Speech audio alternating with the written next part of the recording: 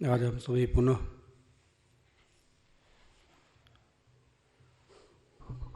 भगवान की लीला राम कथा के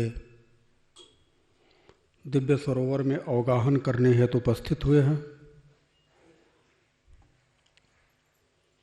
हम सभी अरण्य कांड से अपने आप को जोड़ करके राम कथा मंदाकिनी में अपने आतप मन को शांति प्रदान करने हेतु, शीतलता प्रदान करने हेतु उपस्थित हुए हैं। हम सभी राम कथा में आगे जो अरण्य कांड की कथा है, यह कथा ऐसे समझ में नहीं आती, क्योंकि अरण्य कांड एक ऐसा कांड है जो पूरा तत्व से भरा हुआ है। इसमें कोई बाहर की बात बताई ही नहीं गई है। यही कारण है कि इस कांड को बीच में रखा गया। बीच का तात्पर्य ये कि बालकांड और अयोध्या कांड इस तरफ, किष्किंधा सुंदर लंका कांड उत्तरकांड इस तरफ एक तरफ रखा गया है। इसके पीछे का तात्पर्य गोस्वामी तुलसीदास जी का यह था कि इस बात को जो समझ लेगा वो आगे की कथा को समझ पाएगा। जो अरण्य की बात को समझ लेगा वो आगे की कथा को समझ पाएगा, ऐसा गोस्वामी तुलसीदास जी का मानना है। क्योंकि आगे की कथा अब देहाभान से उठ करके आत्मा भान की तरफ जाएगी। जो देह का भान है उससे उठेगी और आत्म भान की तरफ जाएगी। देहभान तक की कथा अयोध्या कांड तक ऐसा माना जाता है। इसके बाद से व्यक्ति का अब भू भुव मह जन तप और सत्य की जो यात्रा होती है, सत्य यानी उत्तरकांड, ये 7 लोक है। इसी तरह से 7 कांड है। तो हम सभी अब देहाभान से उठ करके अब आत्म कल्याण के पथ पर चलने के लिए अरण्य कांड में इस दिव्य मानस की जो चौपाइयाँ हैं, जो कथा है, जो लीला है प्रभु की, उसके साथ जुड़ेंगे। जुड़ने के पहले आइए प्रभु से अपने तार को जोड़ें, क्योंकि जब तक प्रभु से अपने आप को नहीं जोड़ेंगे तब तक यह कथा समझ में कम आएगी। श्री कृष्ण गोविंद हरे मुरारे, हे नाथ नारायण वासुदेव।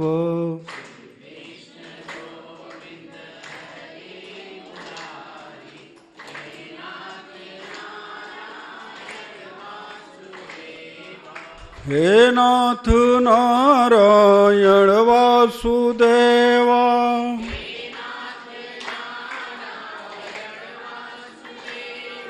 हे नाथ नारायण वासुदेव।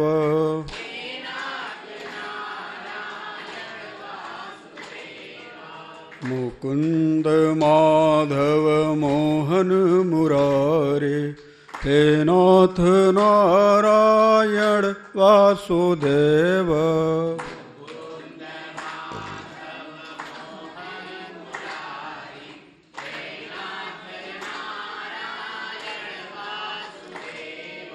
त्वमादिदेवः पुरुषः पुराण,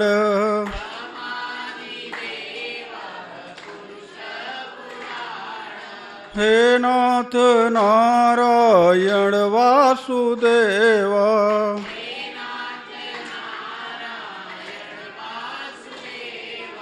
त्वमस्य विश्वस्य परं निधानम्,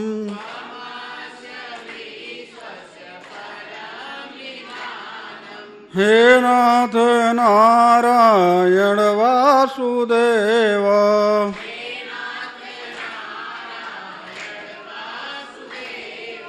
वेतासि वेदं च परं च धामम्,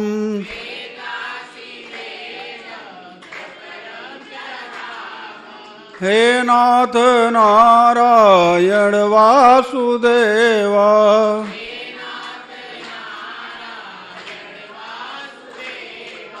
त्वया ततः विश्वमनन्तरूपं हे नाथ नारायण वासुदेव।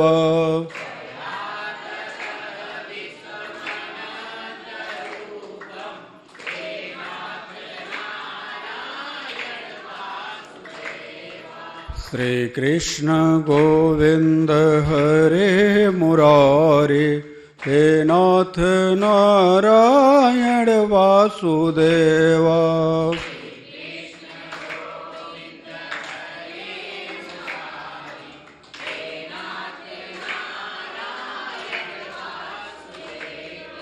देहांत काले तुम सामने हो,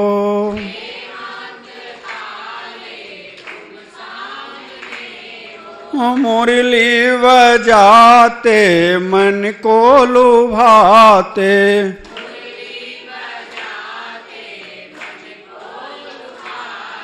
यही गीत गाते मैं तन नाथ त्यागूं।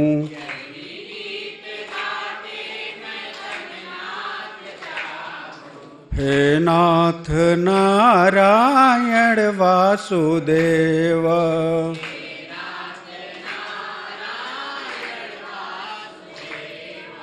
श्री कृष्ण गोविंद हरे मुरारे हे नाथ नारायण वासुदेवा।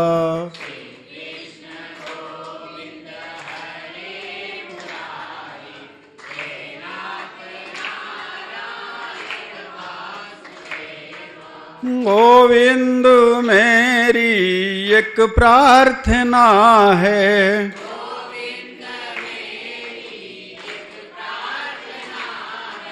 भूलूं नहीं नाम कभी तुम्हारा,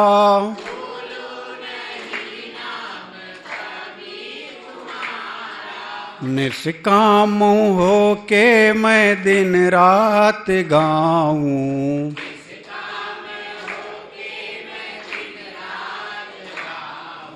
हे नाथ नारायण वासुदेवा।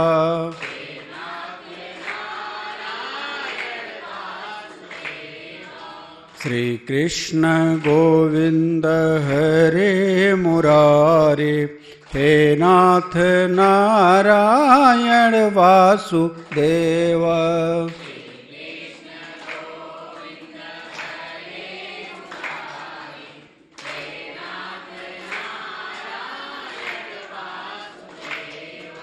हे नाथ नारायण वासुदेवा।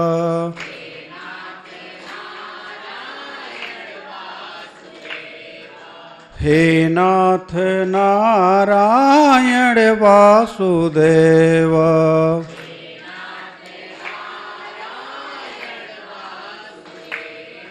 जय जय राम कथा, जय सिया राम कथा।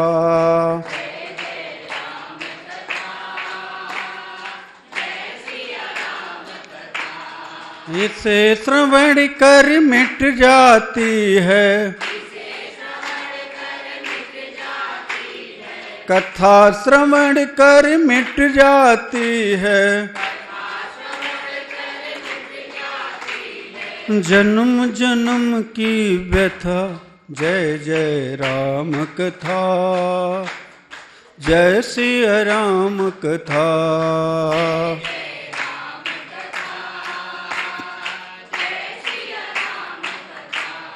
राम कथा कलिका मद गाई,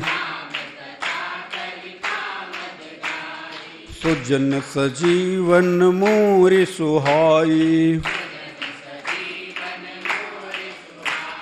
बुध विश्राम सकल जन रंजन, राम कथा कलि कलुष विभंजन। तेरा परमारथ बन जाए, मेरा परमारथ बन जाए।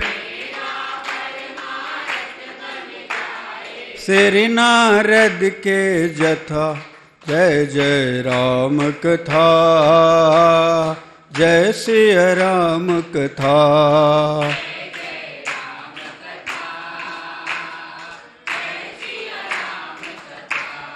महामोह महिषेष विशाला,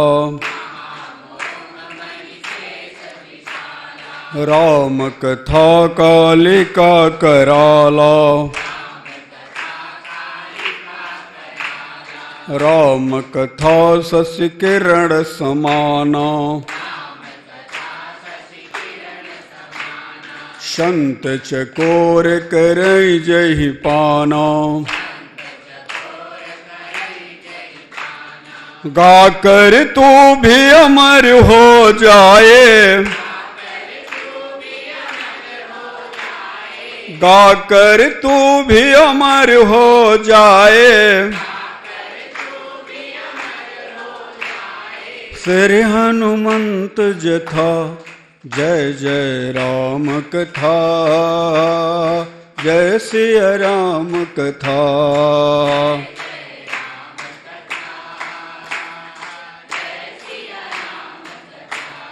राम कथा कलि बिटप कुठारी,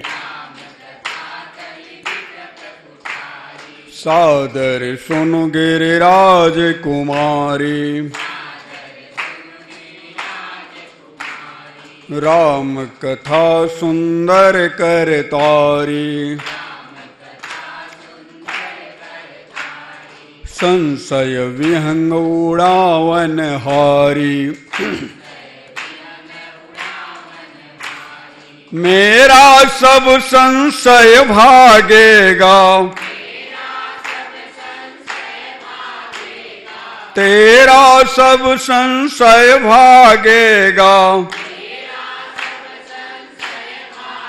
माँ पार्वती के जथा जय जय राम कथा, जय श्री राम कथा।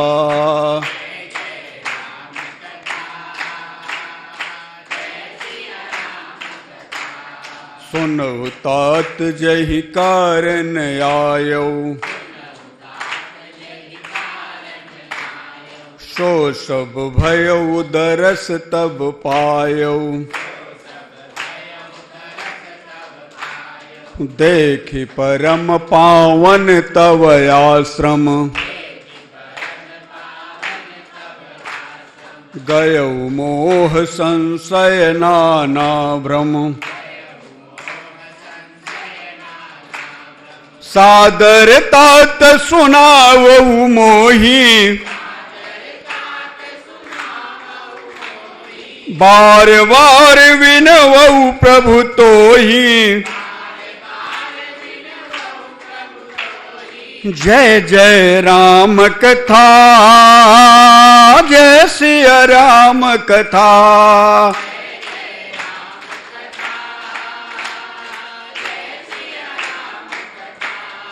इसे श्रवण कर मिट जाती है,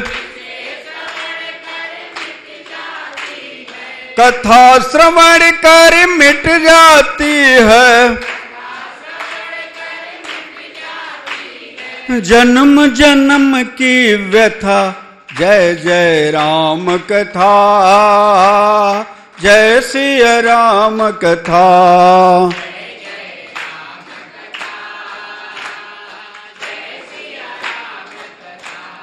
काल सदा अपने रस डोले, ना जाने कब सिर चढ़ी बोले, हरि का नाम जपो निस्वासर, प्रभु का नाम जपो निस्वासर, मिट जाएगी व्यथा जय जय राम कथा, जय श्री राम कथा।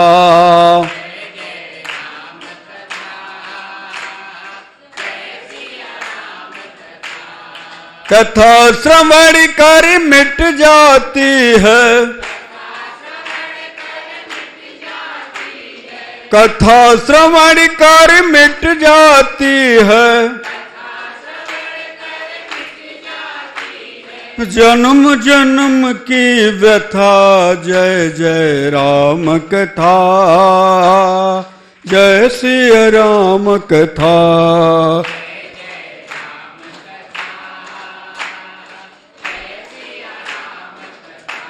जय सिया राम कथा, जय सिया राम कथा। बोलो आनंद कंद सच्चिदानंद भगवान की। सच्चिदानंद रूपाय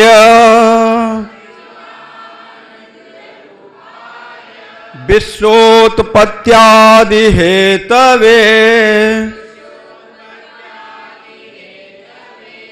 सच्चिदानंद रूपाय विश्वोत्पत्त्यादि हेतवे तापत्रय विनाशाय तापत्रय विनाशाय श्री कृष्णाय वयं नमः। श्री कृष्णाय वयं नमः। रामाय रामभद्राय रामचंद्राय मानसे रघुनाथाय नाथाय सीताया पतये नमः। सीताया पतये नमः। अतुलित बलधामं हेमशैलाभदेहं धनुजवन कृशानं ज्ञानिनाम् अग्रगण्यं सकल गुण निधानम वानराणामधीशं रघुपति प्रिय भक्तम रघुपति प्रिय भक्तम वात जातम नमामि वात जातम नमामि वात जातम नमामि। हे गोविंद, हे मुरलीधर, हे राघव, हे मेरे राम, मुझे अपना बना लो प्रभु, मुझे अपना बना लो प्रभु। मैं आपका ही हूँ प्रभु, मैं आपका ही हूँ प्रभु। मुझे अपना बना लो प्रभु, मुझे अपना बना लो प्रभु। हरि ओम तत्सत। भगवत धर्मानुरागियों,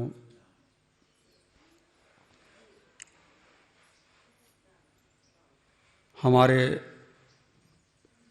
परमात्मा मर्यादा पुरुषोत्तम राम की लीला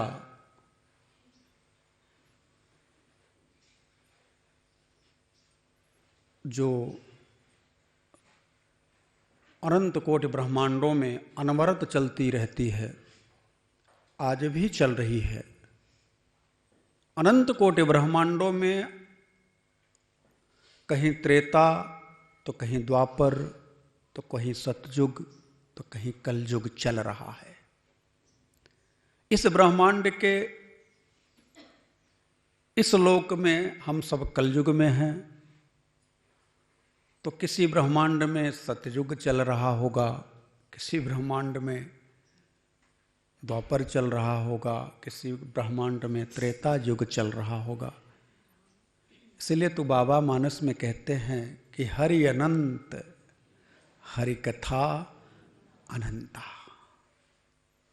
ये जो राम की कथा हम सब श्रवण करने हेतु पधारे हैं, बैठे हैं, पता नहीं किस पुण्य का फल है कि हमें यहां बैठने का अवसर मिला है।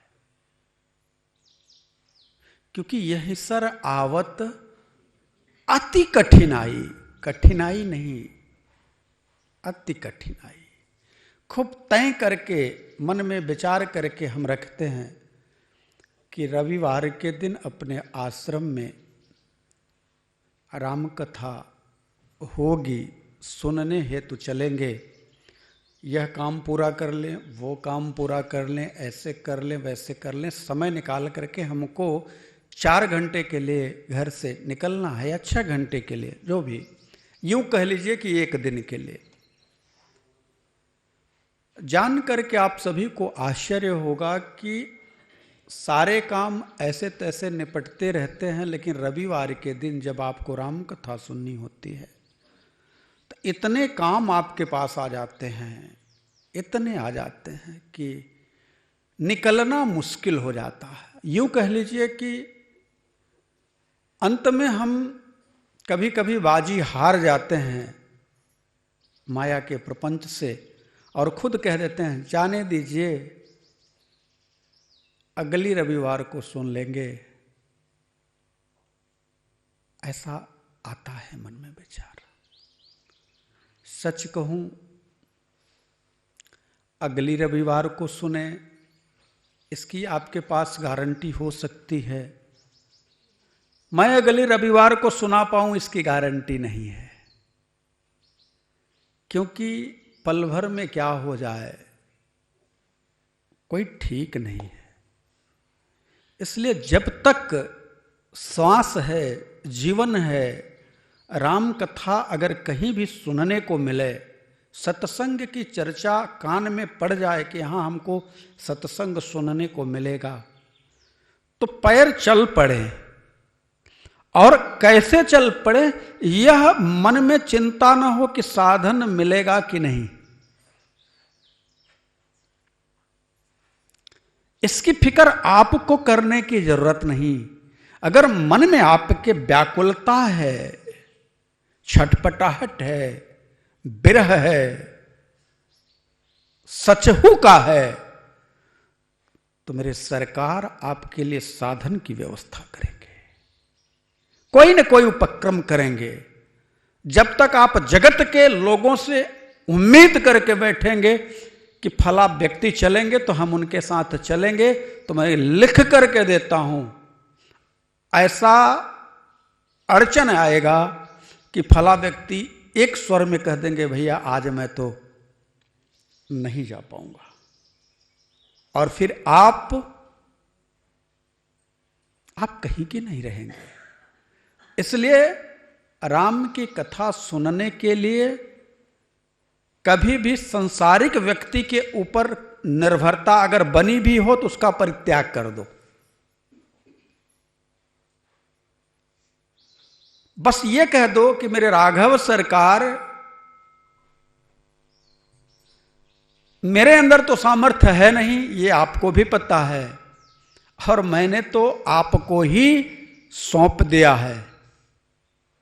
अब तो बस एक ही बात मेरे मुख से बार बार निकलती है, न कोई उलहना नहीं कोई अर्जी, कर लो करा लो राघव जो है तेरी मर्जी।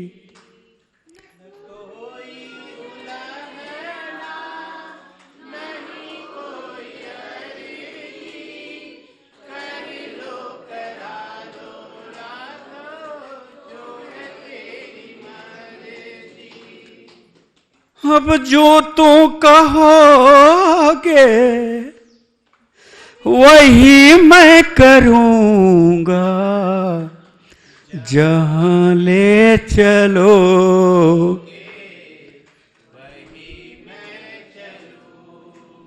कदम निकल जाएं घर से, जैसे ले चलोगे, विश्वास के साथ मैं कहता हूं, अनुभव की बात कहता हूं कि परमात्मा के लिए अपने एक कदम भर निकल जाएं, आपके रास्ते में हो सकता है कुछ देर के लिए प्रभु की परीक्षा रूपी बाधा आए, लेकिन अगर मन में है विश्वास, बट विश्वास अटल निज धर्मा,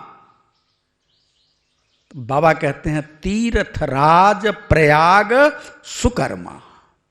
अगर अपने धर्म पर अटल हैं आप, विश्वास है अपने राघव सरकार के ऊपर, तो आपको मैं बता देता हूं कि आपके जीवन में सुमेरु पर्वत आकर के खड़ा हो जाए सामने से भी, तो भगवान हमारे उसको भी आपको पार करा देंगे। विश्वास हो। क्यों? क्योंकि हमारे ठाकुर जी हमारे कहीं अगल बगल नहीं हैं, सर पे हैं। सर पे सीताराम फिकर फिर, सर पे सीताराम फिकर फिर, ये ध्यान रखिए, कहीं और नहीं है। और विश्वास दिलाने के लिए शास्त्र कहते हैं कि प्रभु को सर पर रख करके वासुदेव जी चले तो उफनाती हुई यमुना ने भी रास्ता दे दिया। बस विश्वास था, एक ही धर्म था, एक ही नियम था, एक ही व्रत था कि हमें ठाकुर जी के आदेश का पालन करना है। संत के द्वारा कही हुई बात वो ठाकुर जी के माध्यम से, ठाकुर जी के द्वारा ही संत के माध्यम से आपको मिलती है। ठाकुर जी स्वयं कहने नहीं आते, इतना पुण्य आपके पास अभी इकट्ठा नहीं हो पाया है, तो अनुभव में कहते हैं, संत के माध्यम से कहते हैं, स्वप्न में कहते हैं, कुछ प्रेरक प्रेरणा करके कहते हैं, क्योंकि उर प्रेरक रघुवंश विभूषण। हम सभी जिस कांड की चर्चा करने जा रहे हैं, जिस कांड की चर्चा में हम लोग सम्मिलित हुए हैं, वह अरण्य कांड है। अरण्य का अर्थ ही होता है वन, जंगल, और यह संसार ही बीहड़ जंगल है। ये भटाटवी है, इसमें भटकने के चांस 99% हैं। इसलिए इसमें किसी का साथ चाहिए, कोई हो कि मेरी उंगली पकड़ ले और मुझे भटकने से बचा ले। और वो एक ही है इस जगत में जो हमें भटकने से बचा सकता है, और वो है गुरु। वही बचाता है। मुझे लगता है गुरु के अलावा अगर इस जगत में कोई बचाने वाला है तो बचपन में माँ बाप बचाते हैं, लेकिन जब देख लेते हैं कि आप बुद्धिमान हो गए हैं तो अपनी उंगली छोड़ देते हैं, छुड़ा लेते हैं। लेकिन गुरु, आप उससे विवेक वाली भी बात करें कि अब तो हमें गुरु की शरणागति मिल गई है तो गुरु जी हमसे प्रपंच क्यों करवा देते हैं, ये ज्ञान वाली बात करें, तब भी गुरु जी सोचते हैं कि अभी इसके अंदर अज्ञानता ने, बुद्धि ने इसके ऊपर कब्जा जमा करके रखा हुआ है। इसलिए कोई एक ऐसा गुरु मिले जो इस जंगल में, जो इस भटाटवी में हमें मार्ग दे, हमें रास्ता दे। कोई संत गाता है, मेरा तार हरि से जोड़े ऐसा कोई संत मिले, मेरा तार हरि से जोड़े ऐसा कोई, मेरा तार हरि संग जोड़े ऐसा कोई संत मिले,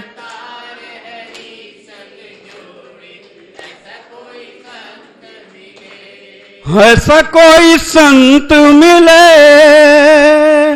ऐसा कोई संत मिले,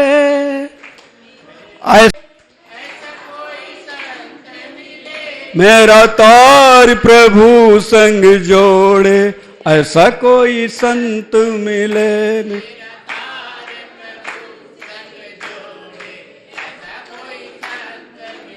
मेरा तार प्रभु संग जोड़े, ऐसा कोई संत मिले।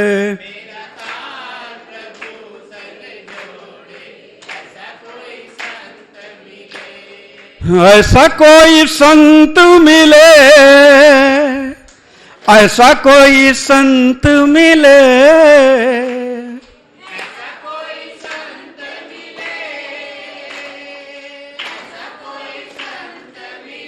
मेरा तार हरि संग जोड़े, ऐसा कोई संत मिले।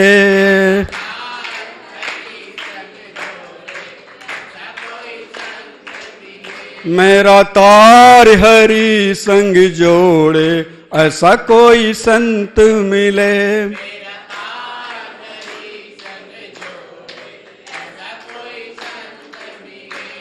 संत दरस के बड़े महात्म, संत दरस के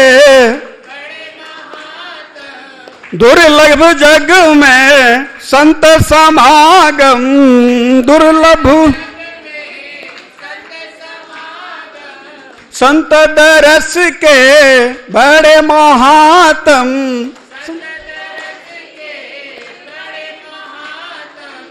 दुर्लभ जग में संत समागम,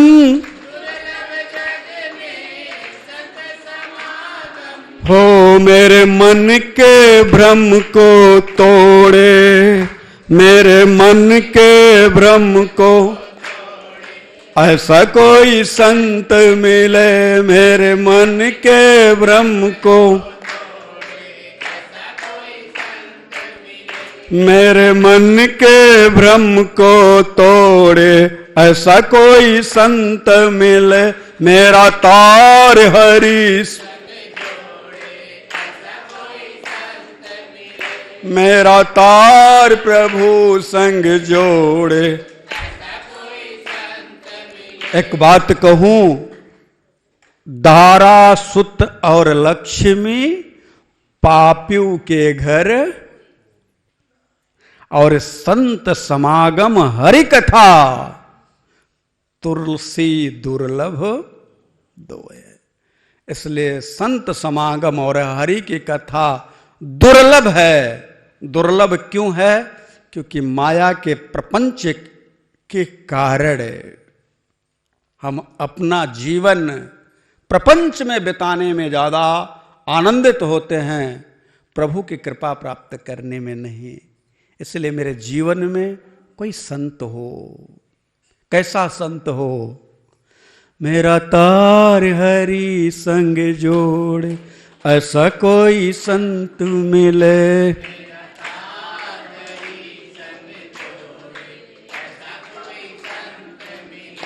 माया से जो दूर हटाए, माया से जो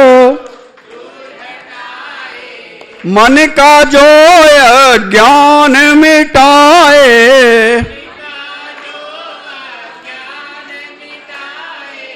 माया से जो दूर हटाए, मन का जो ज्ञान मिटाए, माया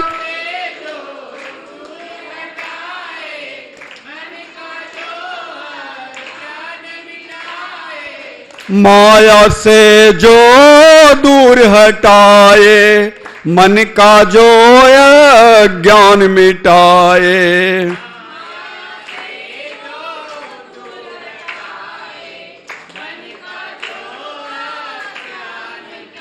मुझे सद्गुण दे दे थोड़े, मुझे सद्गुण दे दे थोड़े, ऐसा कोई संत मिले।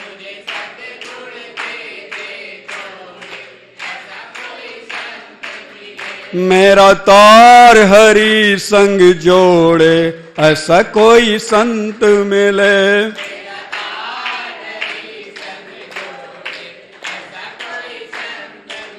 मेरा तार प्रभु संग जोड़े, ऐसा कोई संत मिले।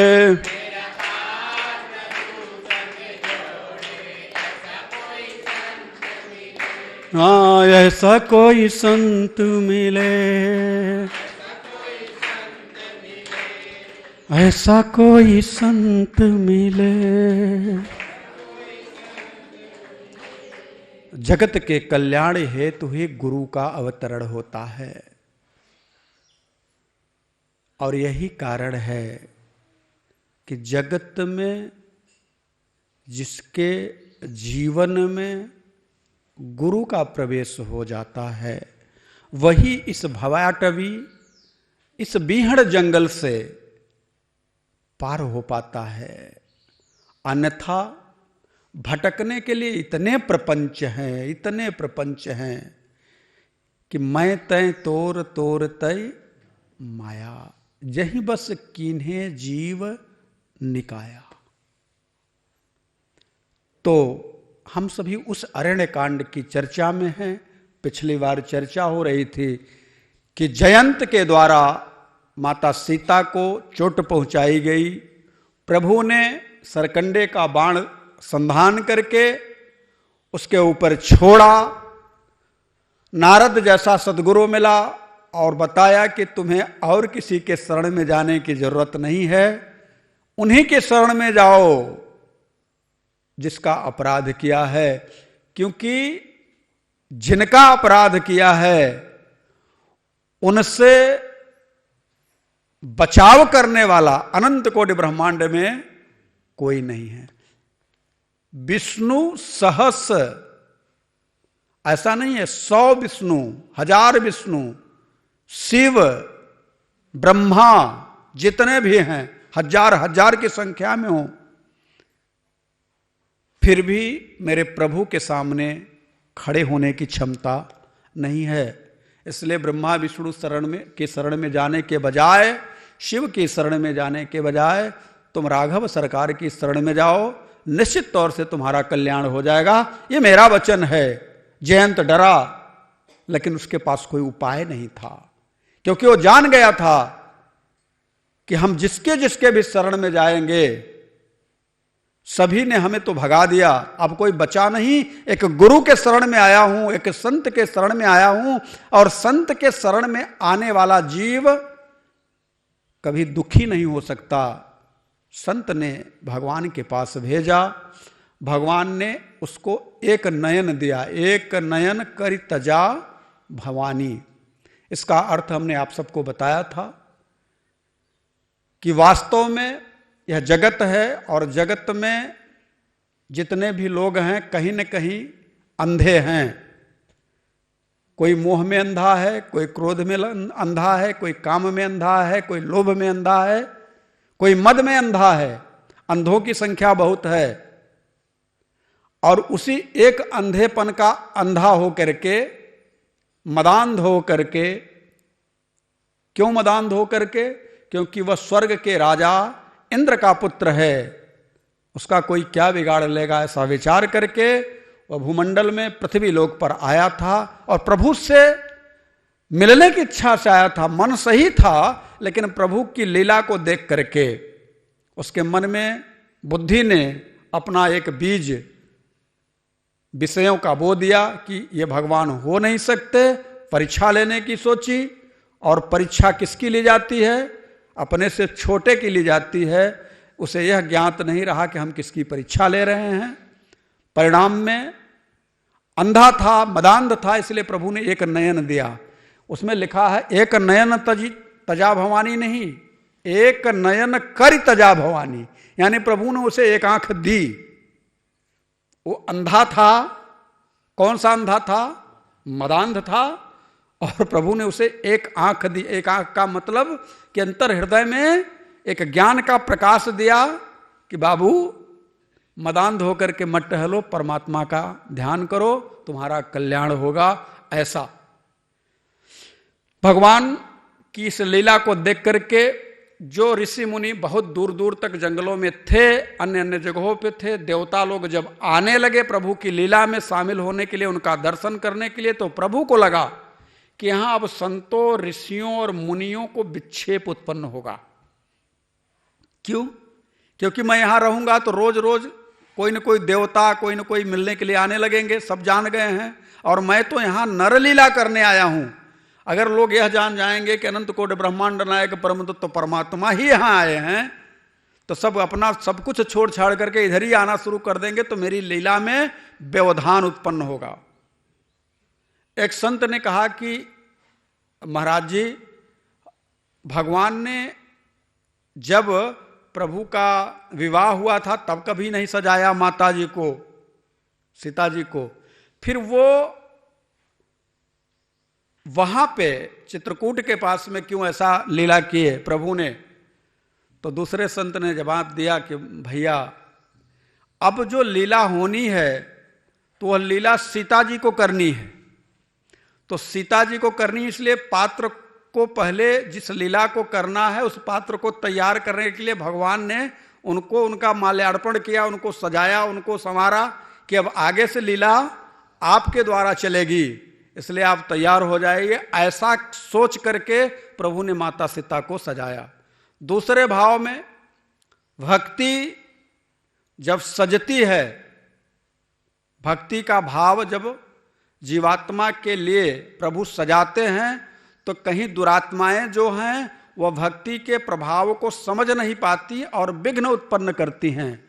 यही उस वन में हो रहा था कि जो भक्ति करने के लिए जाते थे उनको दुरात्माएं कहीं न कहीं से डिस्टर्ब करती थी, परेशान करती थी। तो भगवान ने एक संदेश देना चाहा कि भक्ति को सजा रहा हूं, अगर इसमें कोई व्यवधान उत्पन्न करेगा तो उसे मैं ऐसा सबक सिखाऊंगा कि ब्रह्म शिव शरणागत गए न उबरहि प्राण, कहीं से भी उबरने वाला नहीं है, वो मेरे पास ही आएगा। इसलिए जव अपराध भगत कर करई और राम रोष पावक मह जरई। इसलिए भगवान ने संदेश जगत को दिया। प्रभु को लगा कि अब यहां से हमें चलना चाहिए। माता से कहा कि देवी अब यहां से चलो, बहुत सारे देवी देवता, बहुत सारे ऋषि मुनि हमसे मिलने के लिए आ रहे हैं, और हमारा अब यहां 13 साल लगभग भगवान वहां चित्रकूट में 13 साल तक रहे।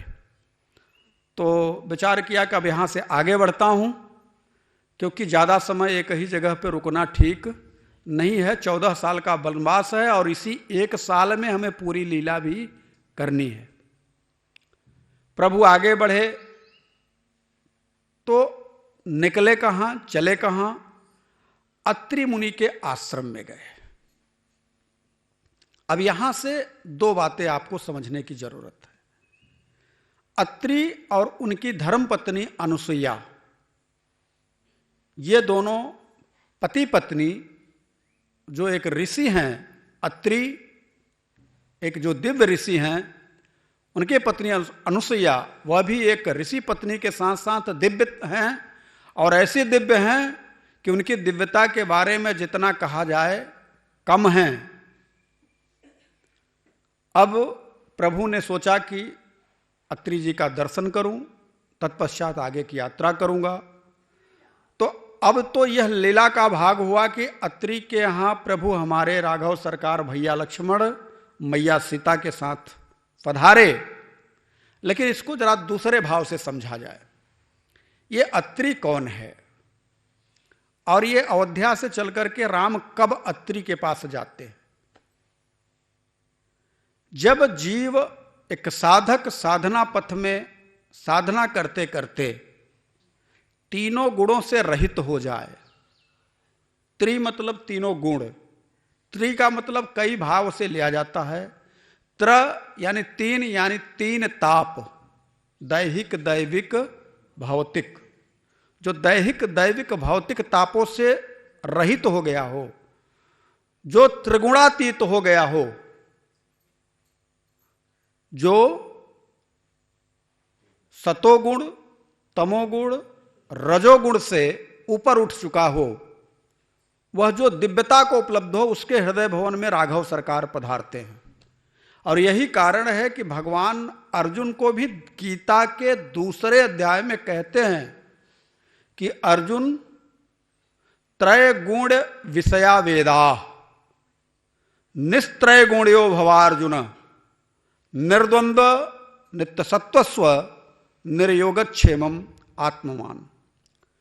जब तक तीनों गुणों के साथ तू जुड़ा रहेगा तो विषयों के साथ में ही जुड़ा है, और जब तक तू विषयों के साथ में जुड़ा रहेगा तब तक प्रभु की कृपा का पात्र नहीं बन पाएगा।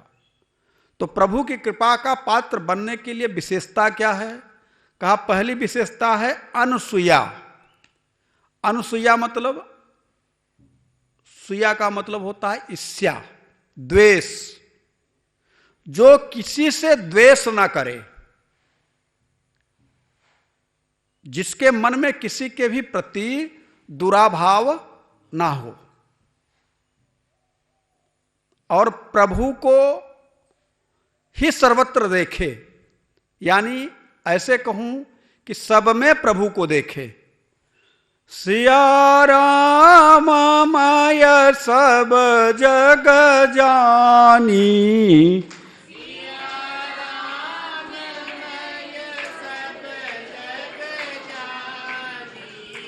करो प्रणाम जोरी जुग पानी।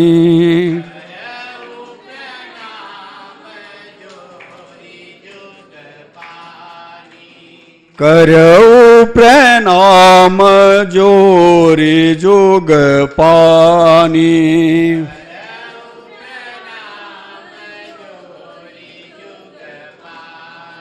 जो राम के सीताराम के रूप में समस्त जगत को देखे, यानी सब में राम को देखे, यानी गीता के 5वें अध्याय के 19वें श्लोक पर 18वां श्लोक है शायद, विद्या विनय संपन्ने ब्राह्मणे गविहस्तिनी सोनी चैव स्वपाके च पंडिता समदर्शिनः। यानी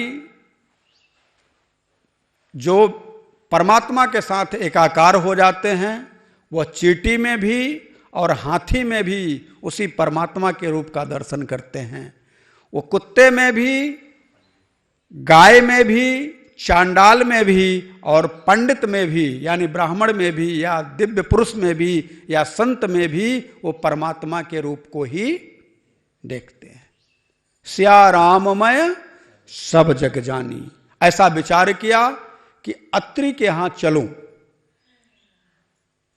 तो अत्रि का मतलब समझ में आया आप सबके। जो साधक तीनों गुणों से रहित हो जाए, यानी जिसके ऊपर अब तीनों गुणों का भार न रह जाए, जो साधक त्रिगुणातीत हो जाए, वही अत्रि है। अनुसूया कौन है? जिसके जीवन में किसी के प्रति भी, किसी के भी प्रति रंच मात्र का भी द्वेषात्मक भाव ना हो। और हम आज साधना करने के बाद कुछ देर तक टहल रहे थे और बाहर हमारे कुछ अपने लोग आए थे और खूब चर्चा चल रही थी आपस में, मुझे सुनाई दे रहा था। हम विचार करने लगे कि हमारे अपने लोग हैं, काश इन लोगों के मुखार बिंद से कोई भगवत चर्चा सुनने को मिलती। सब लोग 12 बजे 2 बजे के बाद, मैंने जब साधना करके उठा हूं तो देख रहा था, फील कर रहा था, तो जगत की चर्चा ज्यादा हो रही थी, जगदीश की चर्चा का नामो निशान नहीं था। मैं यही कहना चाहता हूं कि अनुसूया बनो। जगत की चर्चा, जगत का चिंतन आपको जगदीश से दूर कर देगा। इसलिए जब भी जीवन में जगदीश की प्राप्ति की, जगदीश से मिलन की कामना हो तो जगत की चर्चा छोड़ दो, धीरे धीरे उससे हटो, क्योंकि ये आपको दूर ही करेगा। किसी न किसी बहाने आपके मन में कुविचार डालेगा, कभी क्रोध डालेगा, कभी लोभ डालेगा, कभी काम डालेगा, कभी मोह डालेगा, कुछ न कुछ तो डालेगा। भाई कचड़े में पैर जाएगा और कचड़ा न लगे। अब एक सज्जन ने कहा कि देख नहीं रहे वो कचड़ा ग्रीन कलर का है, तो ग्रीन कलर का कचड़ा है तो कचड़ा ना, कि लगेगा तो आपके पैर में पेंट दिखाई देगा, पेंट नहीं दिखाई देगा, कचड़ा ही दिखाई देगा। चाहे वो किसी भी तरह का मिट्टी का कचड़ा हो, कचड़ा है, उसको कलर में तब्दील कर दोगे तो कलरफुल जरूर हो जाएगा, लेकिन उसका वास्तविक स्वरूप कचड़े का ही होगा। तो आप भी जगत की बात करो, फलाने की, इनकी, उनकी, ढमाके की करो, हमसे कोई मतलब नहीं, लेकिन यह ध्यान रखना कि आप जगत का चिंतन करके, जगत के लोगों की चर्चा करके, जगत का चिंतन करके, जगत के लोगों की चर्चा करके आप जगत में नजदीकी बना रहे हो और जगदीश से दूर हो जा रहे हो। इसलिए ध्यान रहे कि कहीं भी बैठो, किसी जगह पर बैठो, एक चर्चा राम जी की, ठाकुर जी की शुरू कर दो। अच्छा शुरू करो, अब यह मत सोचो कि आपको आता है कि नहीं आता है। मैं तो कहता हूं आए ना आए, भाव से ही नहीं, अगर आपको मन में आता है कि नहीं क्या मैं चर्चा करूं, कौन सा अच्छा है, भगवान हमारे साथ कौन सा अच्छा कर रहे हैं, तो ठीक है, आप उनको कोसो ही, लेकिन उनका नाम लेकर के उनको कोसो। क्योंकि बाबा तो मानस में कहते हैं, भाय कुभाय नख याल सहूं,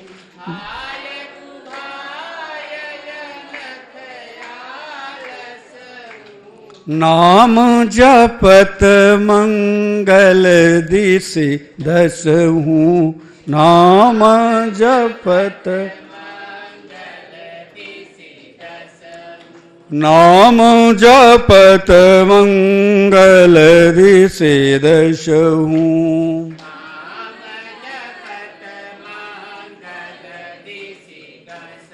तो जिसके जीवन को परमात्मा देखते हैं कि वह अत्रि हो गया है, यानी त्रिगुणातीत हो गया है, ना उसे किसी के कहने पर कुछ फर्क पड़ता है।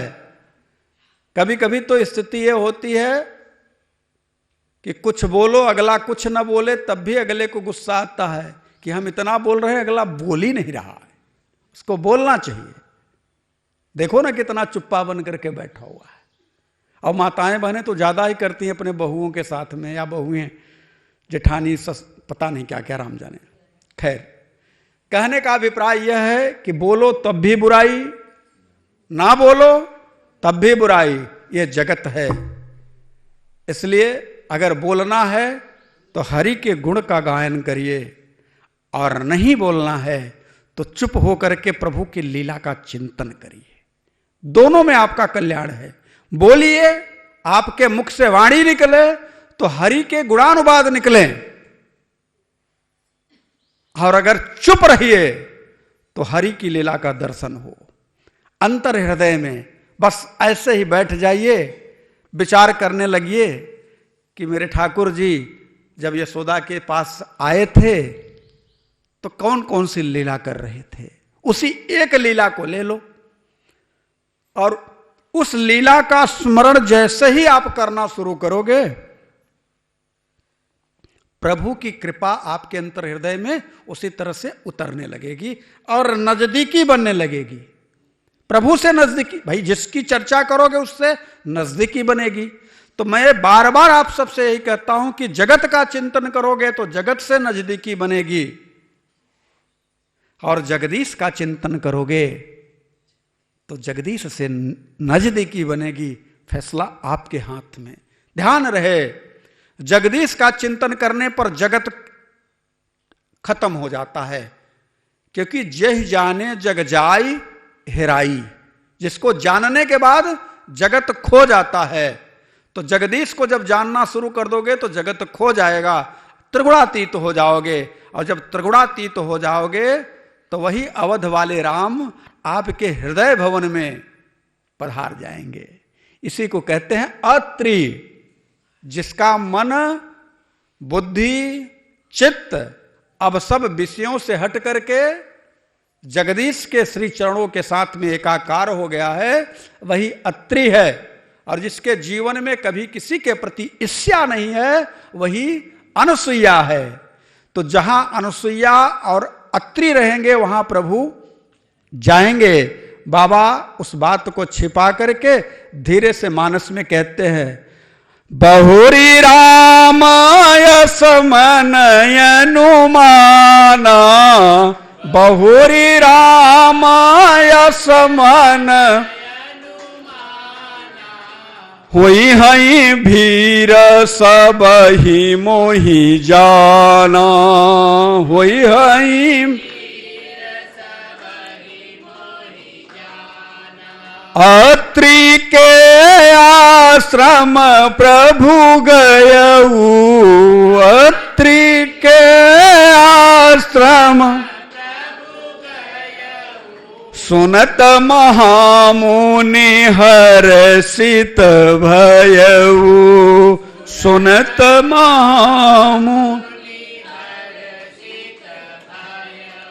देखी राम छवि नयन जुड़ाने, देखी राम सादर निज आश्रम तब आने, सादर निज सादर निज आश्रम तब आने।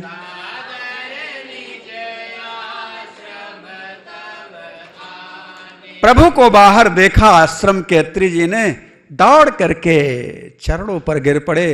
प्रभु इधर चरण पर गिर रहे हैं और अत्रि उधर चरण पर गिर रहे हैं। देखिए विडंबना कि संत प्रभु के चरण पे गिर रहा है और प्रभु संत के चरण में गिर रहे हैं। अंतर क्या है? संत अंदर से गिर रहा है और प्रभु बाहर से गिर रहे हैं। क्योंकि प्रभु को लीला करनी है, इसलिए संत के चरण पर गिर रहे हैं। और संत प्रभु की लीला में विक्षेप नहीं उत्पन्न करना चाहता, इसलिए अंतर हृदय में प्रभु के चरण पर गिर रहा है। यह होना चाहिए भाव।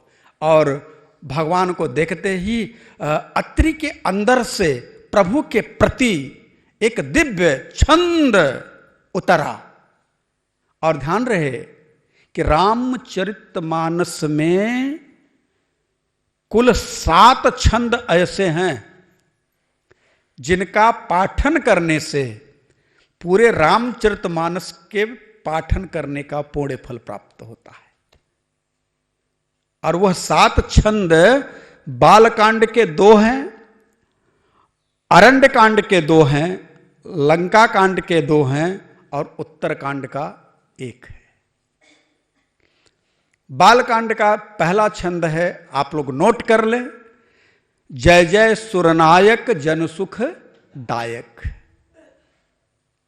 आप सबको पता है यह पहला छंद है।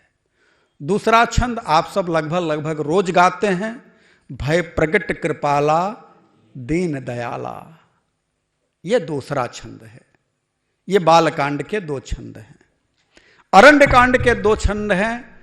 पहला छंद यही जो मैं अभी आप सबके साथ में और कहूंगा कि आप सब मेरे साथ मिल करके गाइए कि नमामि भक्त वत्सलम कृपालशील कोमलम भजामि ते पदाम्बुजम अकामिना सुधामदम। ये अरण्य कांड का 1 छंद। और चौथा एक और है जो भगवान जय राम रूप अनूप निर्गुण सगुण गुण प्रेरक सही, यह चौथा छंद है। और लंका कांड का 5वां छंद है, जय राम सदा सुख धाम हरे। अरण्य कांड का जो छंद था जय राम रूप अनूप निर्गुण, यह जटायु ने गाया है। लंका कांड का छंद भगवान शिव ने गाया है। और उत्तरकांड का एक छंद है, जय सगुन निर्गुण रूप अनूप रूप अनूप भूप शिरोमणे। यह उत्तरकांड का छंद है। और एक उत्तरकांड का छंद है जो सबको याद है, नमामिं समीशान निर्वाण रूपम विभुम व्यापकम ब्रह्म वेद स्वरूपम। ये सबको लगभग लगभग याद है। तो ये 7 छंद रामचरितमानस के दिव्य ऐसे हैं जिनका पाठन करने वाला जीव गारंटी के साथ गोस्वामी तुलसीदास जी कहते हैं, यह चरित जो गावई हरिपद पावई तेन परई भवकूपा। यह चरित जो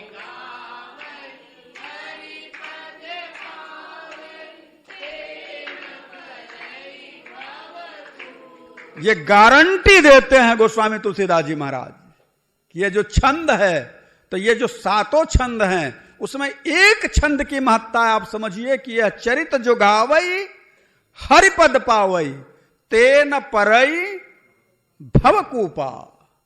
तो 7 छंद के बारे में क्या कहना। इसलिए यथासंभव समय मिले तो अपने जीवन में इन 7 छंदों को जरूर पढ़िएगा। विश्वास के साथ कहता हूं,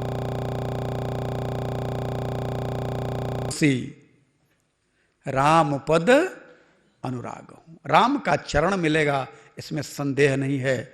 तो गोस्वामी तुलसीदास जी की जो वाणी है वो कभी झूठी नहीं होगी, दिव्य है। इसलिए आप सब 7 छंदों को अपने जीवन में उतारने का प्रयास करिएगा। यथासंभव उतर जाए बड़ी खुशी की बात है, नहीं उतरे तो एक बार जीवन में जरूर पढ़ लीजिएगा, एक ही बार पढ़ लीजिएगा। आप सब व्यस्त लोग हैं, आपके जीवन में समय नहीं है आपको पढ़ने के लिए रामचरितमानस। तो मैं कहता हूं इन 7 छंदों को एक बार जीवन में पढ़ लीजिएगा।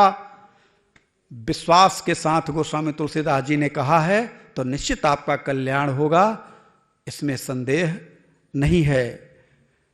अत्रि जी के आश्रम में प्रभु पधारे और प्रभु को देख करके अंतर हृदय से अत्रि जी ने भगवान की वंदना करी है। आइए हम सभी हमारे साथ दोहराइए, आनंद आएगा। यह वंदना बड़ी दिव्य है। नमामि भक्तवत्सलं कृपालुशील कोमलं, नमामि भक्तवत्सलं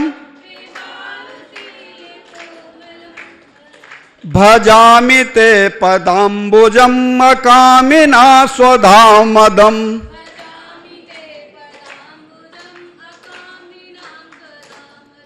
नमामि भक्तवत्सलं कृपालुशील कोमलं, नमामि भक्तवत्सलं भजामि ते पदाम्बुजं अकामिना स्वधामदम्।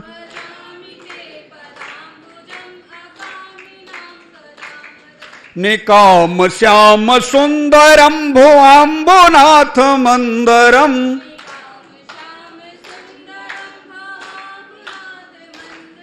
प्रफुल्ल कंजलोचनम मदादिदोषमोचनम।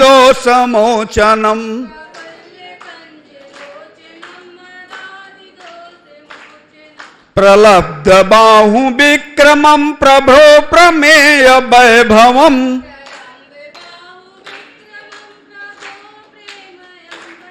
निसंग चाप सायकम दमामि लिंपनायकम। धरम त्रिलोक्य नायकम दिनेश वंश मंडनम, महेश चाप खंडनम दिनेश वंश मंडनम। मुनीन्द्र संतरंजनम सुरारि वृंद भंजनम।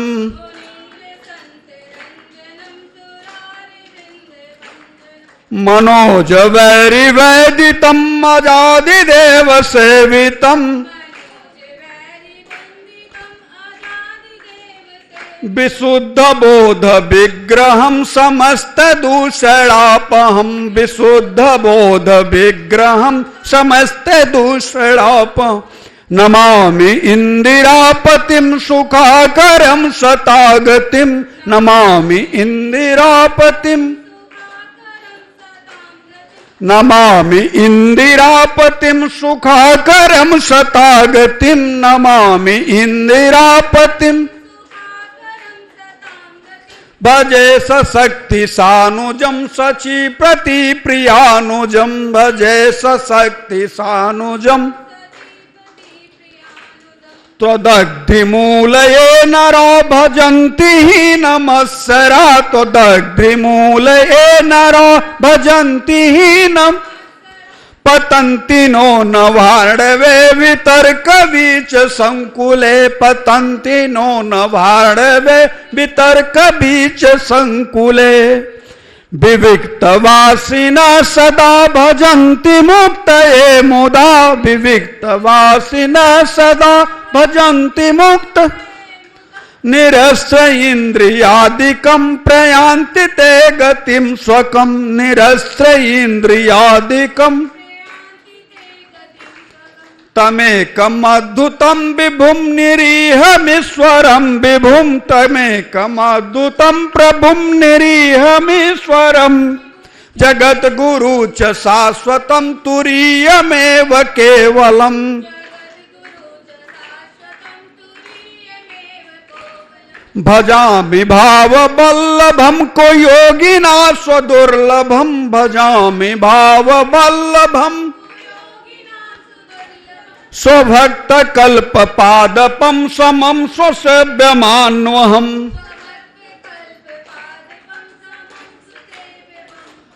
अनूपरूप भूपितं नतोऽहमुर्विजापतिम्, अनूपरूप भूपितं नतोऽहमुर्विजापतिम्, प्रसीद मे नमामि ते पदांज भक्ति देहि में, प्रसीद ते। अब इस श्लोक का, इस छंद का सबसे अंतिम बंद पढ़िए और सोचिए कि क्या है इस छंद का जो फल है वो क्या है। पठन्ति ये स्वतम इदम नरादरेण ते पदम, पठन्ति ये स्वतम इदम ब्रजन्ति नास्ति संशय तुदीय भक्ति संयुता, ब्रजन्ति नात्र संशय, ब्रजन्ति नात्र संशय त्वदीय भक्ति संयुता। इस छंद को पढ़ने वाला साधक परम पद को प्राप्त होता है, परम पद को।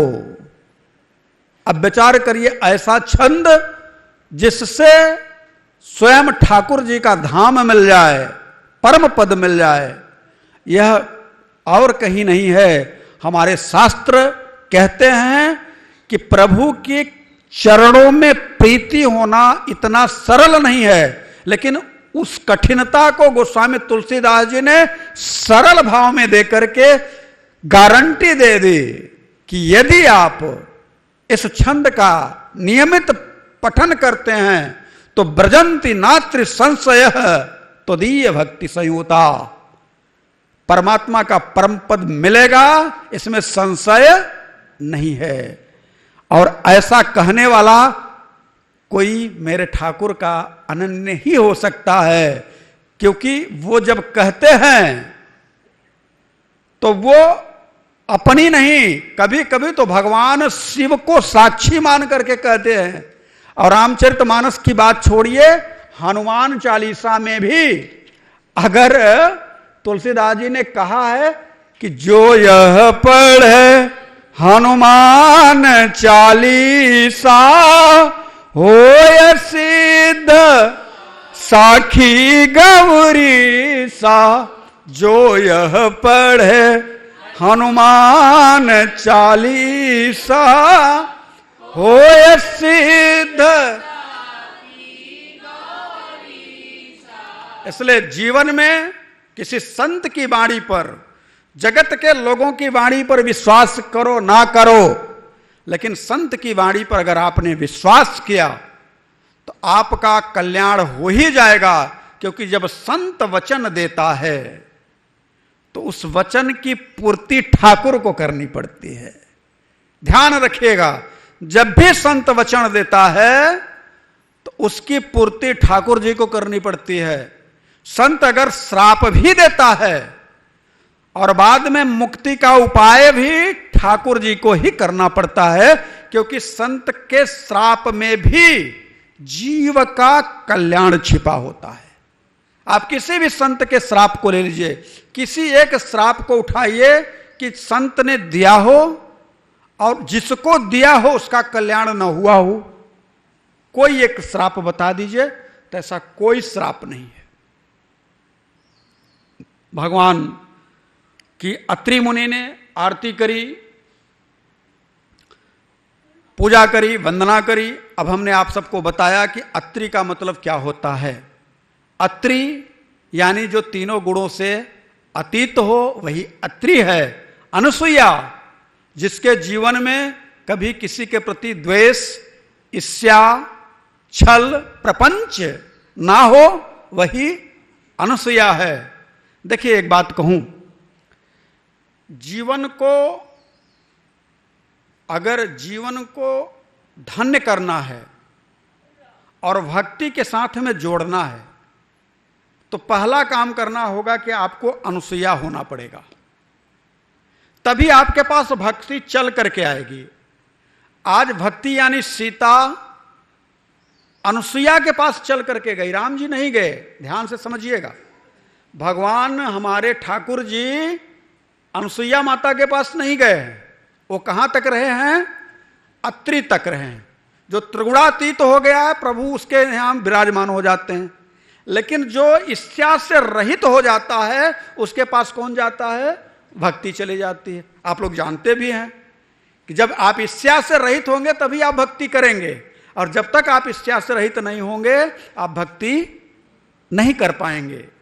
क्योंकि हमने देखा है कि इच्छा एक ऐसी डाह, देश एक ऐसा है कि फलाने पड़ोसी को ये हो गया तो हमको नहीं हो रहा, तो उसकी भी इच्छा हो गई।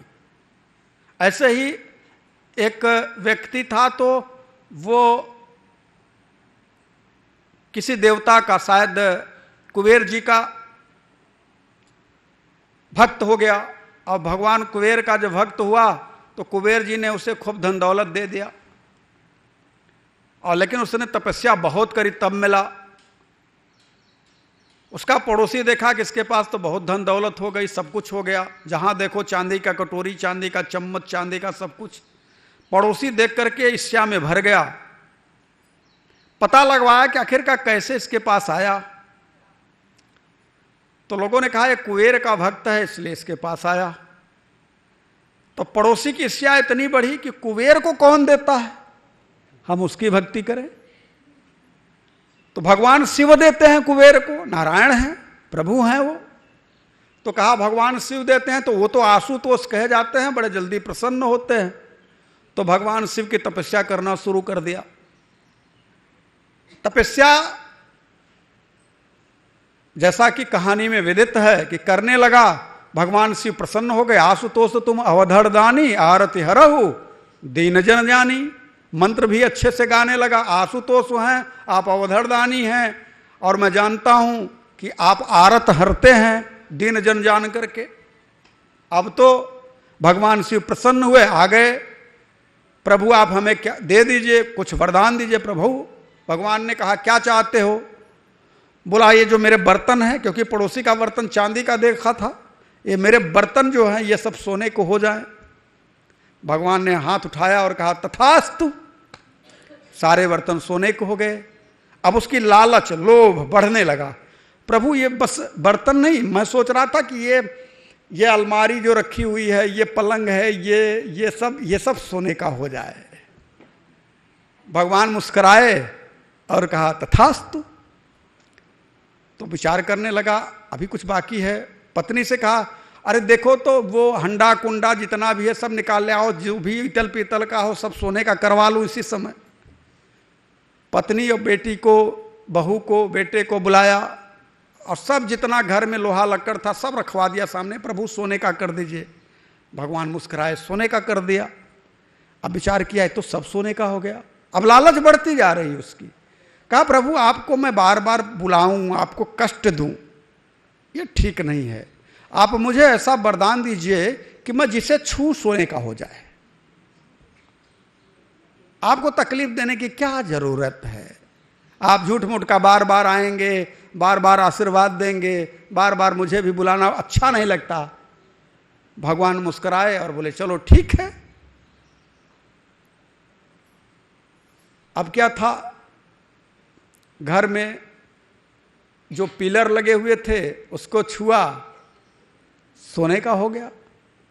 भगवान ने उससे कहा था कि देखो वरदान तो मांग रहे हो, ठीक है, लेकिन इस बात का ध्यान रखना कि तुम्हारे लिए दिक्कत पैदा करेगा।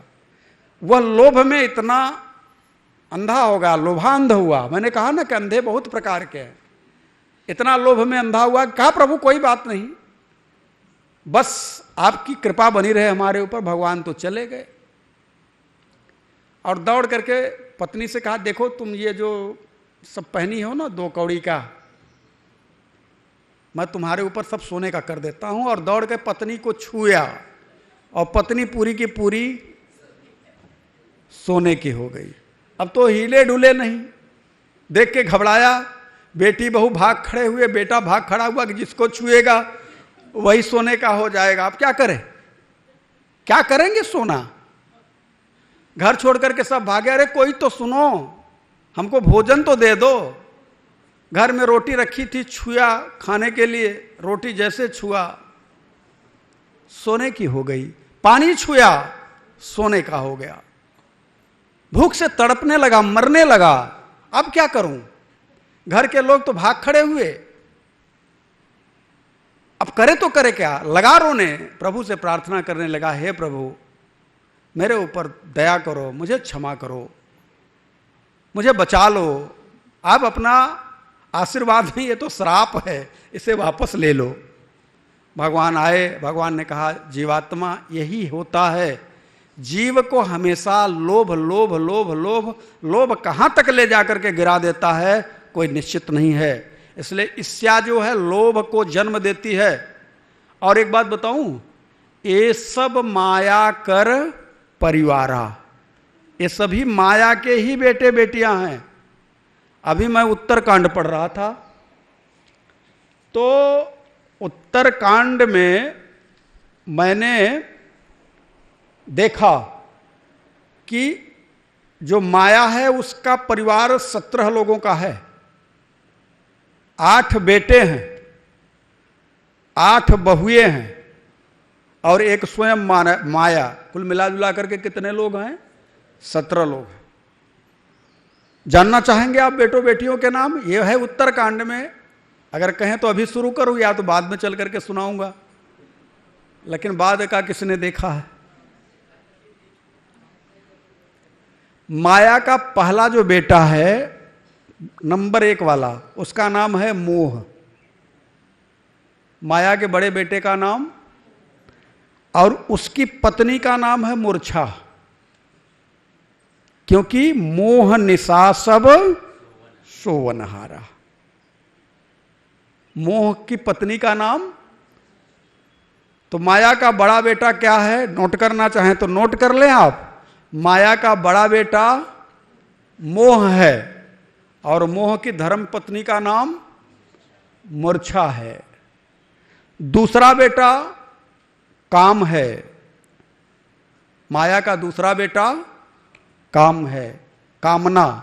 और कामना, काम की पत्नी का क्या नाम है? रति। इच्छा, काम की पत्नी का नाम क्या है? आसक्ति। तो माया का दूसरा बेटा, उसका नाम काम है और काम की पत्नी का नाम आसक्ति, रति है। बेटा नंबर 3 माया का, उसका नाम है क्रोध।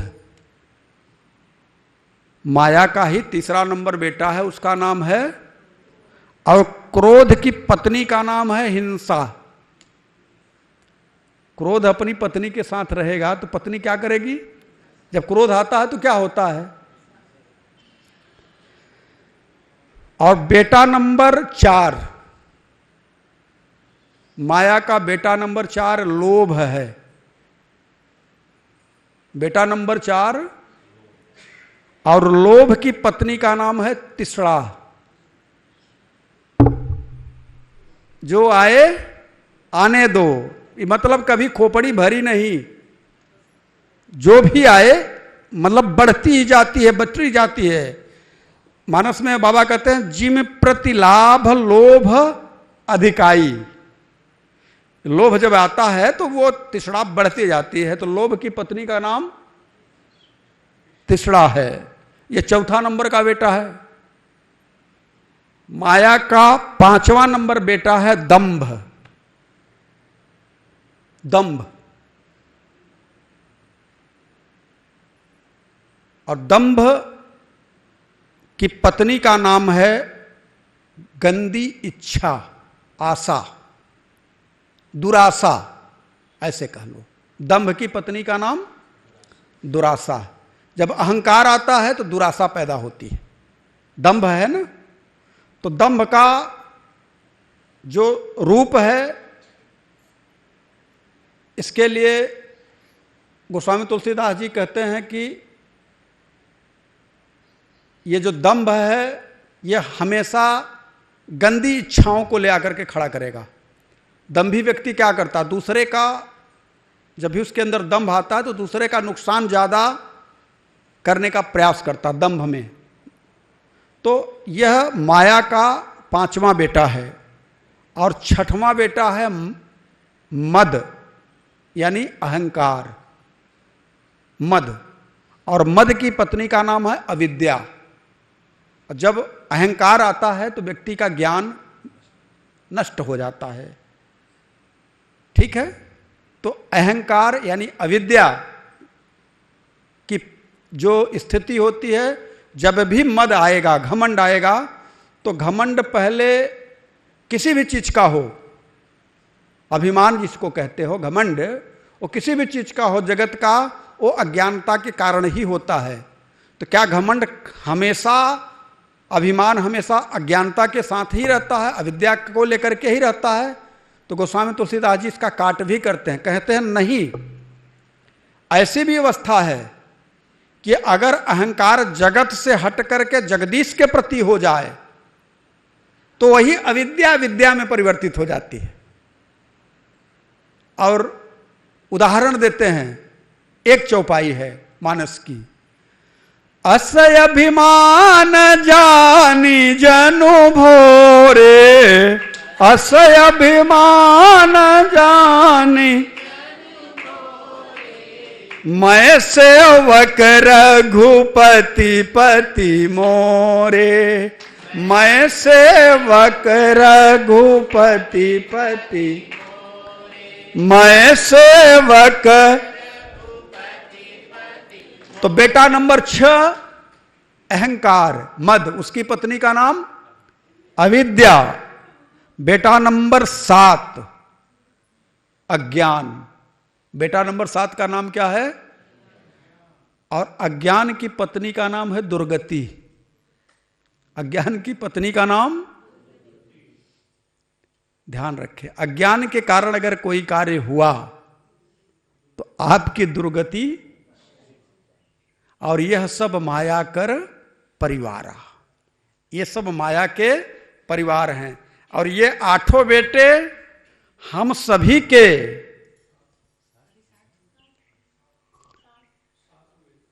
सातवां नंबर बेटा है और 8वां नंबर बेटा है अधर्म। कौन है? 8वां नंबर बेटा अधर्म है।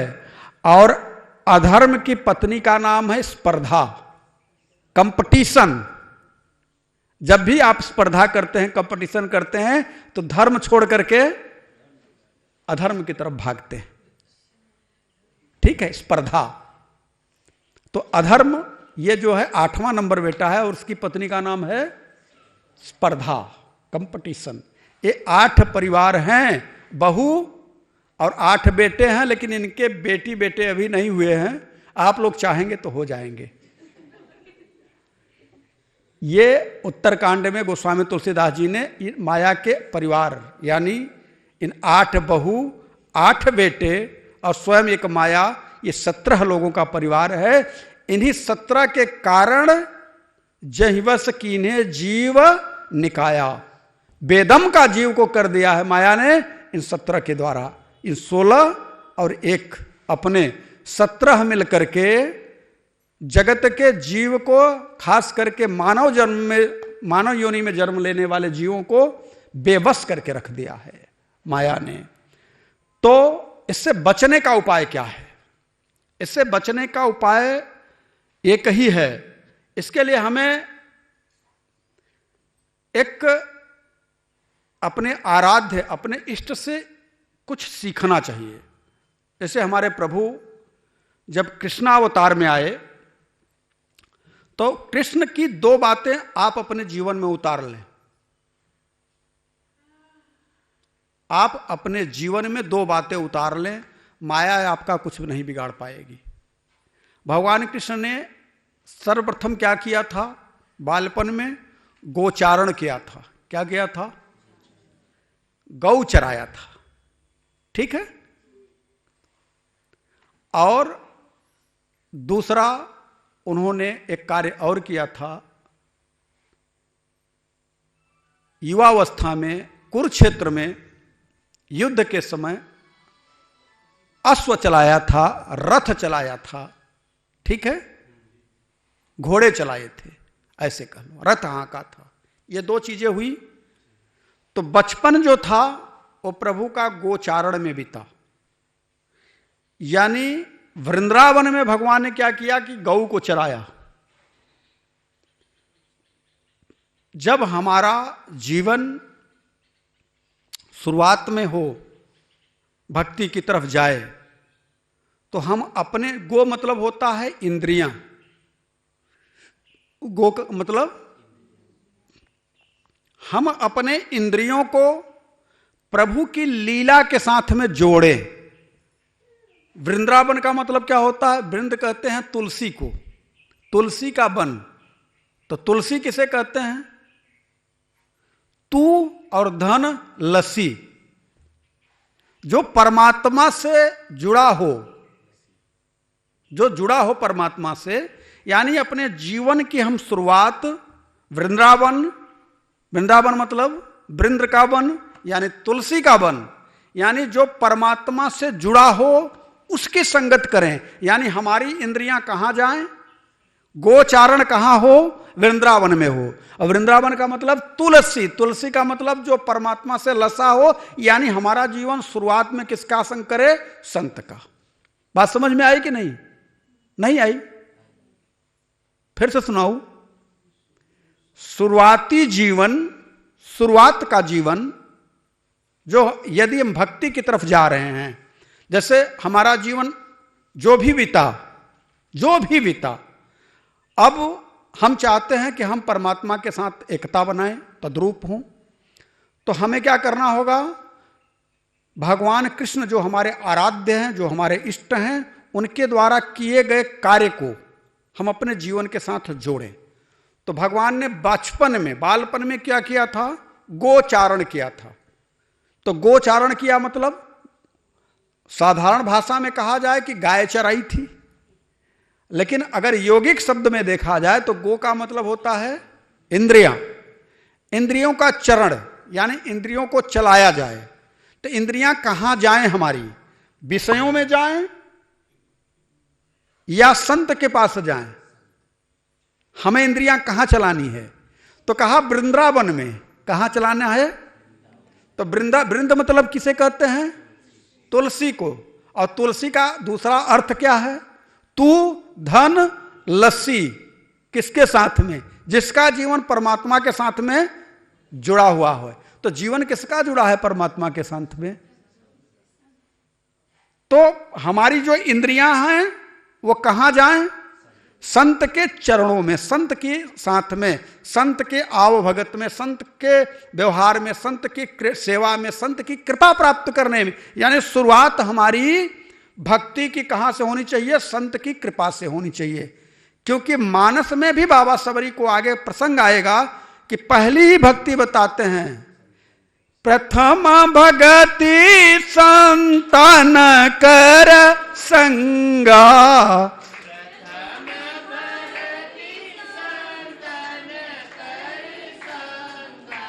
दोसर रति मम कथा प्रसंगा, दोसर रति। तो जीवन से दो चीजें प्रभु के चरित्र से हमको अपने आप में चुरा लेना चाहिए, लेना चाहिए। पहला क्या? गोचारण। तो गोचारण मतलब इंद्रियां हमारी चरें, विचरें। कहां चरें विचरें? कहा वृंदावन में। वृंदावन माने वृंद कहते हैं तुलसी को, तुलसी का जो वन है, यानी संतों के बीच में। तुलसी का वन का मतलब संतों के बीच में। प्रथम भगत संतन कर संगा, संत कर संगा नहीं, संतन कर संगा। अनेकों संतों के बीच में हमारा जीवन की शुरुआत हो।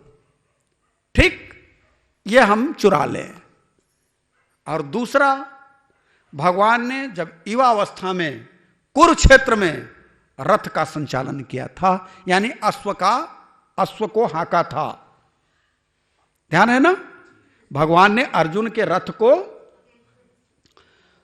तो दूसरा जो भाव है वह यह है कि जब युवावस्था आपकी आए तो आपके इंद्रिय रूपी जो घोड़े हैं उनकी लगाम आप अपने हाथ में पकड़ लो। ये इंद्रिय रूपी घोड़े जब कुरुक्षेत्र में, कर्म क्षेत्र कब शुरू होगा? जब आप युवा होंगे, तभी तो आपका कर्म क्षेत्र शुरू होगा।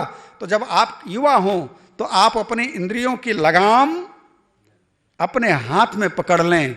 और यदि बचपन में आपने इंद्रियों को संतों के साथ में व्यतीत किया है, यानी भक्ति की शुरुआत आपके संतों के बीच में हुई है, तो आपकी भक्ति युवावस्था जब आएगी, भक्ति की युवावस्था आएगी, तो वो रथ जो है, रथ के घोड़े संयमित होकर के आपका सहयोग करेंगे, आपके जीवन को कभी पथभ्रष्ट नहीं करेंगे।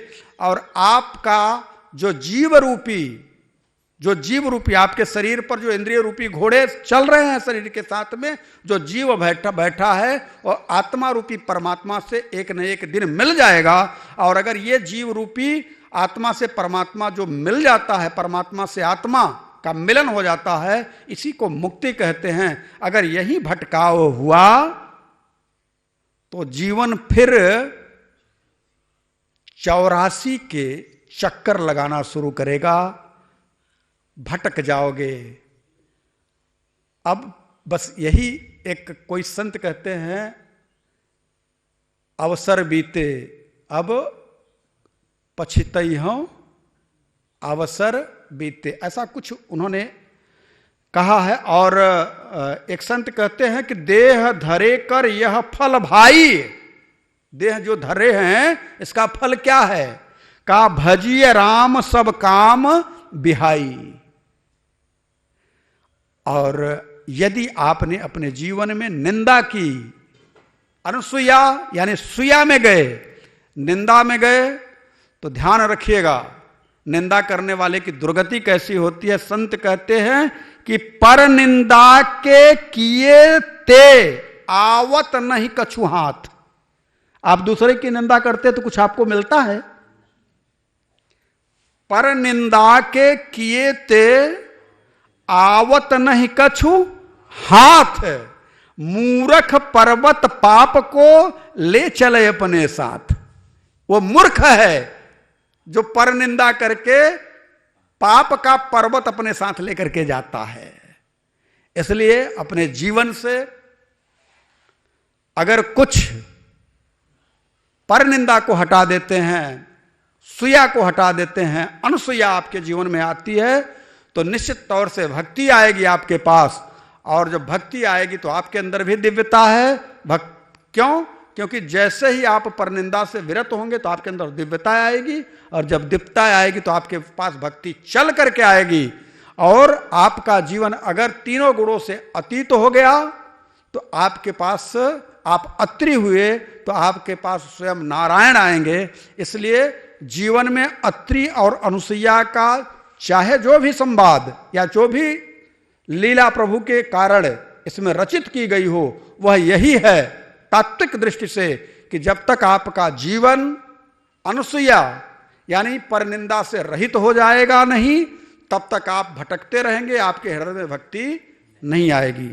और जब तक आप त्रिगुणातीत की स्थिति को उपलब्ध नहीं होंगे, तब तक राघव सरकार आपके हृदय में विराजमान नहीं होंगे। और जब तक ये दोनों नहीं आएंगे, तब तक आपका जीवन सफल नहीं है। आप अपने जीवन को अगर सफल करना चाहते हैं तो पहली सीढ़ी है आप अपने इंद्रियों का चारण यानी गो का चारण वृंदावन में करना शुरू करिए, यानी संतों के साथ में जुड़िए। तभी तो कोई संत गाते हैं ना, संतन के संग लाग रे तेरी अच्छी बनेगी,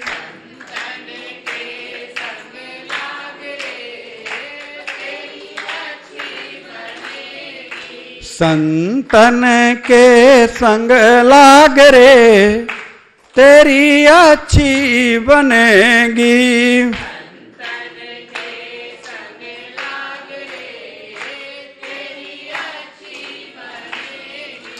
अच्छी बनेगी तेरी बढ़िया बनेगी, अच्छी राम चरण अनुराग रे तेरी अच्छी बनेगी,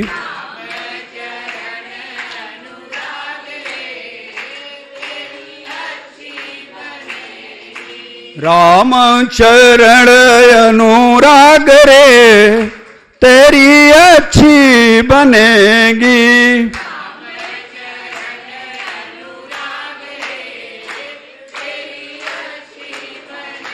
इसलिए जीवन में अगर आपको अपने को दिव्य बनाना है तो संत की संगत करिए।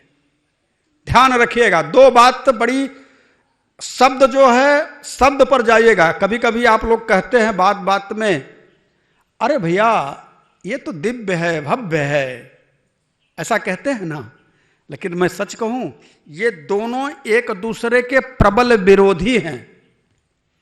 दिव्य अलग है और भव्य अलग है। कहने में आपने एक साथ कह दिया, ध्यान दीजिएगा, दिव्य क्या है और भव्य क्या है। भव्य जो है वो जगत है,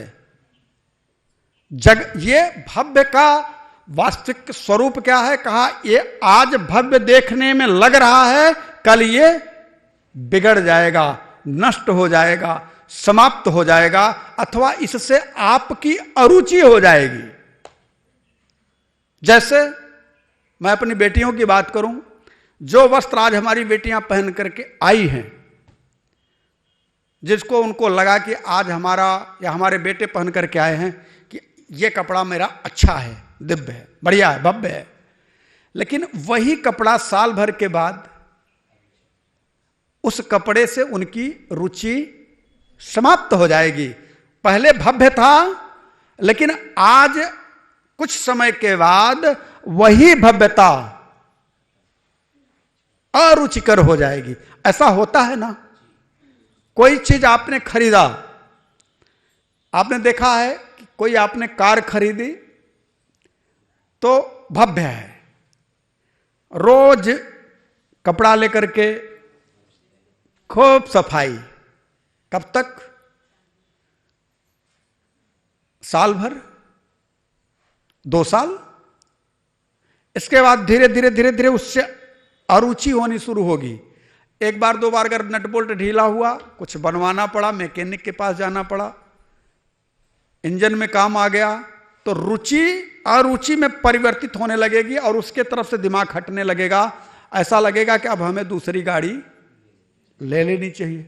तो पहले तो आई थी तो भव्य थी, मैं तो कहूंगा रोज कपड़ा मारते थे, और आज उसी गाड़ी से अब रुचि आपकी समाप्त हो गई। तो जो बाद में अरुचिकर हो जाए उसे भव्य कहते हैं, और जो दिव्य है उसके लिए मानस कहती है नित नव नूतन अमल सुहाए। नित नव नूतन जो दिव्यता है वो नित नव नूतन दिव्य, जैसे राम का नाम, ये क्या है? ये दिव्य है। आप एक बार लो, 1 करोड़ बार लो, 1000 करोड़ बार लो, आपको वह आपके राम, आपके सरकार का नाम हमेशा दिव्य ही लगेगा, उसमें कभी अरुचि आपकी होने वाली नहीं है। तो दिव्यता क्या है और भव्यता क्या है आप समझ में आ गई। दिव्यता जगत में नहीं है, जगत से परे है, और भव्यता जो है वह जगत की चीज है। माता अनुसुईया ने सीता जी को दिव्य वस्त्र दिए। रामचरितमानस कहती है कि माता अनुसुईया ने सीता जी को दिव्य वस्त्र दिए। ये दिव्य वस्त्र कौन से हैं?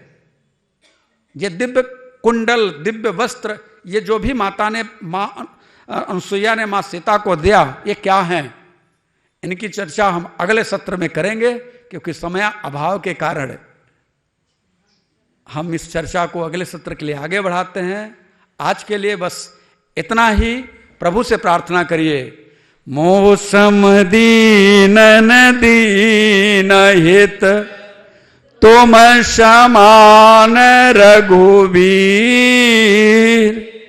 अस विचारी रघुवंश मणि, हरहु विषम भवभीर, हरहु विषम भवभीर।